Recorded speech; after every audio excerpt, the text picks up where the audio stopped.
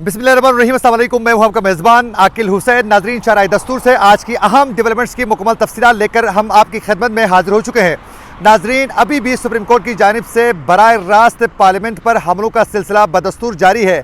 आज भी supreme court की जानिब से बड़े अहम किस्म के अहकामात जारी हो चुके हैं। नाज़रीन, एक तो उसकी मुकम्मल तफसीलात आप तक पहुँचाएँगे, वहीं दूसरी जानिब और सुप्रीम कोर्ट की जानिब से जो आज सख्त अहकामात जारी हो चुके हैं, उसकी जवाबी कार्रवाई के लिए अब से कुछ देर पहले तमाम पार्लियामेंटेरियन से भागते हुए यहाँ पार्लियामेंट पहुँच चुके हैं। और कार्रवाई के लिए इस वक्त तमाम पार्लियामेंटेरियन से इस वक्त पार्लियामेंट हाउस में मौजूद हैं। आप मेरी बैक साइड में देख सकते हैं, ये तमाम DSNGs भी यहाँ मौजूद हैं और अहम कार्रवाई के लिए बाकायदा इस वक्त तमाम पार्लियामेंटेरियंस यहाँ बैठकर मुशावरत कर रहे हैं कि जो अहकामात जारी हो चुके हैं सुप्रीम कोर्ट की जानिब से, उसकी के लिए क्या जवाबी कार्रवाई तैयार की जाए।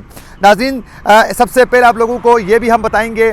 और उसके अलावा नाज़रीन, आज जब अटॉर्नी जनरल सुप्रीम कोर्ट पहुंच गए तो वापस भागते हुए वो PM हाउस क्यों आए, उसकी तफसीलात भी आप तक पहुंचाएंगे। नाज़रीन, सबसे पहले आप लोगों को हम बताते चलें कि पंजाब में इंतखाबात के मामले को लेकर ही चीफ जस्टिस उमर अता बंदियाल ने आज सेक्रेटरी ख़जाना, अटॉर्नी जनरल और उसके अलावा नाज़रीन गवर्नर स्टेट बैंक और सेक्रेटरी इलेक्शन कमीशन को बाकायदा तलब किया था।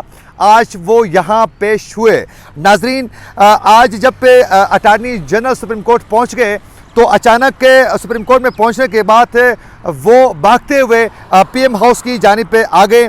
उसकी वजह ये थी कि उन्हें आज वज़ीर-ए-आज़म शहबाज शरीफ ने इन चैम्बर समाअत से पहले ही अटॉर्नी जनरल को मुशावरत के लिए वज़ीर-ए-आज़म ने उन्हें तलब किया था और वो सुप्रीम कोर्ट से जल्दी में भागते हुए PM हाउस यानी PM ऑफिस पहुँच गए। और उस मौके पर उन्होंने बाकायदा वज़ीर-ए-आज़म से मुशावरत की और मुशावरत करने के बाद दोबारा वो सुप्रीम कोर्ट पहुँच गए।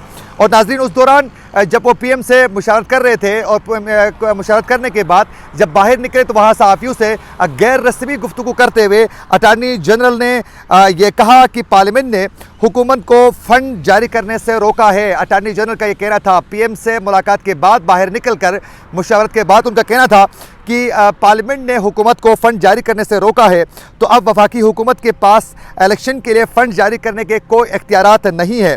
और नाज़रीन, उसके बाद वो पहुंच गए सुप्रीम कोर्ट में और सुप्रीम कोर्ट में पहुंचने के बाद एक और समाअत नाज़रीन समाअत की कार्रवाई के हवाले से तफसीलात बताने से पहले, यानी आज चीफ जस्टिस उमर अता बंदियाल ने क्या कहा है वो बताने से मैं साथ साथ जहां अटॉर्नी जनरल का ये मौक़िफ़ सामने आ चुका था सुप्रीम कोर्ट में पेश होने से पहले, वहीं दूसरी जानिब आज chief election commissioner Sikandar Sultan Raja की ज़ेर सदारत इलेक्शन कमीशन के का जो इजलास हुआ था उसमें सेक्रेटरी नाज़रीन ख़जाना वज़ारत ख़जाना ने हामिद याकूब ने माली मामलात पर जो ब्रीफिंग दी थी।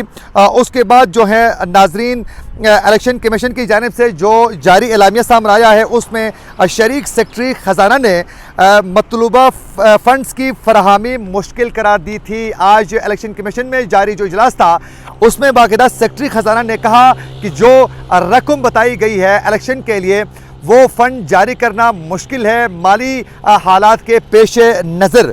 और उसके बाद नाज़रीन, आप लोगों को हम बताते चलें कि जब ये मामलात का पता चला तो उसके बाद सेक्रेटरी ख़जाना, अटॉर्नी जनरल जो हैं वो सुप्रीम कोर्ट में पेश हुए।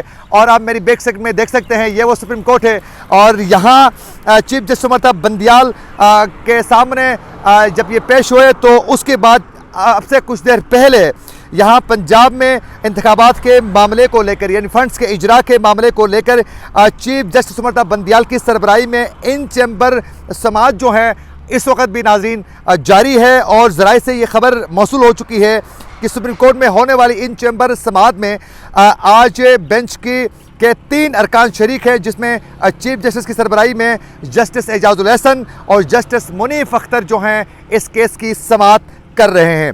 नाज़रीन, स्पेशल सेक्रेटरी ख़जाना, एडिशनल सेक्रेटरी ख़जाना भी 3 रुकनी बेंच के सामने पेश हो गए हैं और उसके अलावा attorney general, secretary election commission, वज़ारत ख़जाना और स्टेट बैंक के हुकाम भी बाकायदा इस चैम्बर में पेश हो चुके हैं। ज़राए का ये कहना है कि समाअत के दौरान कायम मकाम गवर्नर स्टेट बैंक के हमरा आने वाले तमाम दीगर अफसरान को भी चैम्बर से बाहर रहने के लिए कहा गया, उनको बाहर भेजा गया। और जबकि वजारत ख़जाना के स्पेशल और एडिशनल सेक्रेटरी के अलावा दीगर हुकाम को भी समाअत के वक्त जो हैं बाहर भेजा गया। और अटारनी जनरल, सेक्रेटरी और डीजी लॉ इलेक्शन कमीशन की समाअत में आप मौजूद हैं। और नाजरीन, अब से कुछ देर पहले ज़राए से ये खबर मौसूल हो चुकी है कि सुप्रीम कोर्ट ने पंजाब में इंतखाबात के लिए कायम मकाम गवर्नर स्टेट बैंक को इलेक्शन कमीशन को बराह रास्त फंड जारी करने का हुक्म जारी कर दिया है। ये बहुत बड़ी आज की डेवलपमेंट है नाज़रीन। सुप्रीम कोर्ट ने बराह रास्त इस वक्त स्टेट बैंक के जो गवर्नर हैं उनको कहा है कि इलेक्शन कमीशन को आप फंड जारी कर दें। यह बाकायदा हुक्म सादिर हो चुका है। और क्योंकि चीफ जस्टिस अमृता बंदियाल को यह मालूम था कि सेक्रेटरी ख़जाना हो या फिर सेक्रेटरी दिफा हो, वो बहाने ज़रूर करेंगे, लेकिन गवर्नर स्टेट बैंक को बराह रास्त ही वो अहकाम देना चाह रहे थे। तो 3 रुकनी इस बेंच में उन्होंने नाजरीन ये फ़ंड्स के इजरा के मामले को लेकर अहकाम जारी कर दिए हैं। जो ही सुप्रीम कोर्ट की जानिब से ये अहकाम जारी हुए, उसके बाद तमाम पार्लियामेंटेरियंस जो हैं वो मुतहरिक हो गए। और मुतहरिक होने के बाद इसकी जवाबी कार्रवाई के लिए उन्होंने सर जोड़कर बैठने का बाकायदा फ़ैसला कर लिया है। और नाजरीन, कौमी असम्बली के स्पीकर राजा परवेज़ अशरफ ने कौमी असम्बली का हंगामी इजलास अब से कुछ देर पहले नाजरीन तलब कर लिया था। और ज़राए का ये कहना है कि स्पीकर कौमी असम्बली राजा परवेज़ अशरफ ने आज 5 बजे जो हैं ये इजलास होगा। और अभी आप मेरी बैक साइड में देख सकते हैं तमाम यहाँ मीडिया हाउस के जो गाड़ियाँ हैं यानी DSNGs वो यहाँ पहुँच चुकी हैं। और ज़राए का ये कहना है कि अब से कुछ देर पहले साबिक सदर आसिफ अली जरदारी, वज़ीर ख़ारिजा बिलावल भुट्टो जरदारी जो हैं वो भी इस वक्त पार्लियामेंट हाउस पहुँच चुके हैं। और ये जो अहकाम जारी हो चुके हैं उस हवाले से बात करेंगे।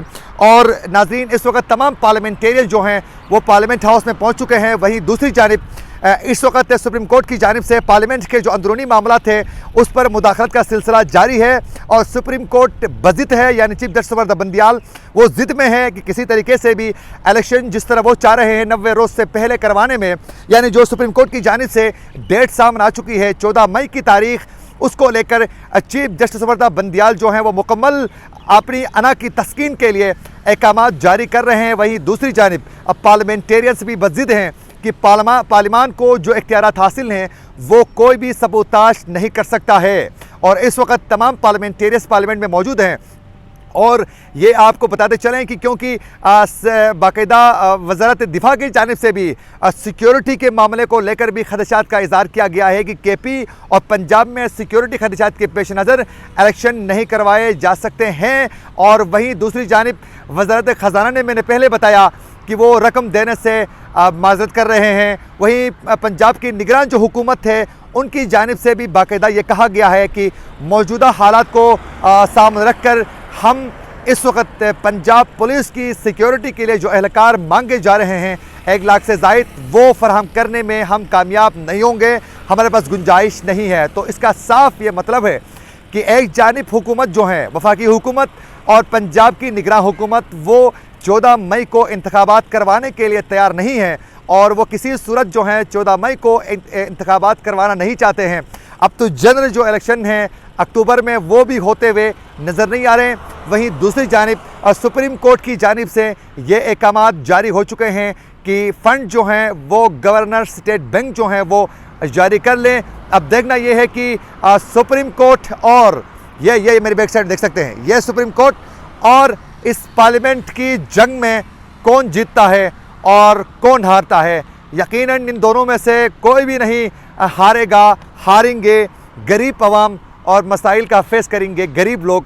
और क्योंकि इस वक्त बेरोज़गारी, महंगाई और इस वक्त बढ़ती हुई कीमतों, एशिया खुर्दनोश की कीमतों में इजाफे की वजह से जो गरीब जो लोग हैं, जो आवाम हैं, वो इस वक्त परेशान हाल हैं। लेकिन उनकी परेशानी कम करने के लिए ये पार्लियामेंट हाउस और इस सुप्रीम कोर्ट में बैठे हुए हमारे जो हुक्काम हैं वो संजीदा नज़र नहीं आते हैं।